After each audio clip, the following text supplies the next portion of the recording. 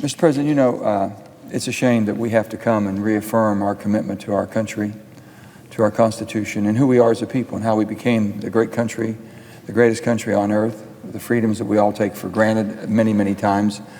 And sometimes we hear things that challenges that, and we heard that yesterday, and we were very concerned about that. And as of today, my friend and colleague from Indiana, Senator Braun, basically wanted to reaffirm our commitment to the Pledge of Allegiance, which is something that we should do every day, our Pledge of Allegiance to our flag, our great country. What we're doing with this resolution is saying that basically the bedrock of democracy is the orderly and peaceful transfer of power when the president transitions out. There should not be a question. There should not ever be one iota of interruption whatsoever as that peaceful demonstration. I remember 1960, the race between, at that time, Senator John Kennedy and Vice President Richard Nixon. Very, very close. Everybody was on pins and needles. But there was an orderly transfer. Richard Nixon conceded, and rather than take this out further, he did a peaceful, orderly transfer, and away we went. And then you had Al Gore and Senator Al Gore at that time, Vice President Al Gore, former Vice President, and George W. Bush in 2000. And we know how that turned out with the Chads and all the hanging Chads and all the consternation, not knowing for so long, and then basically for the sake of our country, did the right thing.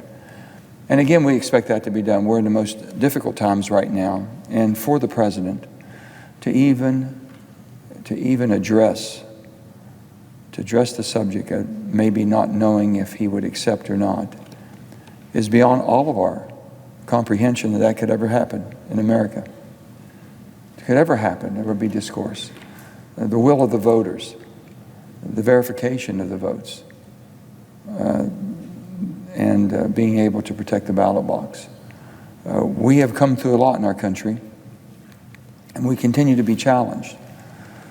But I believe to have the leader of the free world talk as if we're an autocracy, authoritarian versus a democracy, is something that alarmed me and alarmed a lot of my colleagues on both sides of the aisle. Even though as quiet as some may be, I know they're alarmed. And with that, what we did is reaffirm who we are and the Senate and what we believe in.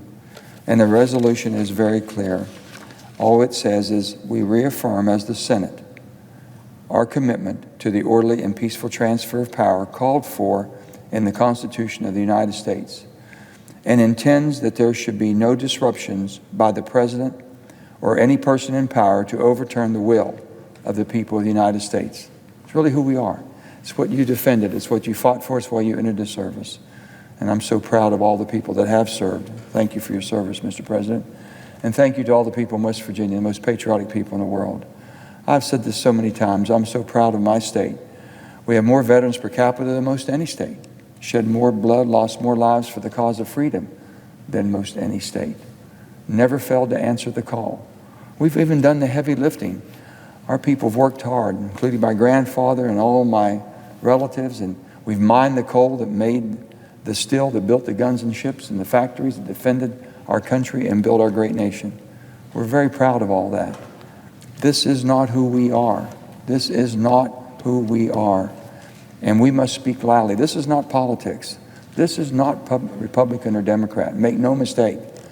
This is basically, if you believe, for the sake of the good Lord and all we believe in our country, this is about maintaining this democracy. That's all it's about. Maintaining. And we will defend that. And we have today just reaffirmed our commitment to the orderly transition of power by the President of the United States, whoever that should be, whenever that might happen, that they must have an orderly transfer that we all will defend and uphold. So that's what we reaffirm today. And I thank you, Mr. President, for giving me the opportunity, and I thank all of my colleagues on both sides of the aisle for basically standing true to who we are and what we believe in and what we have committed ourselves to. And with that, I yield the floor. I see an absence of a quorum.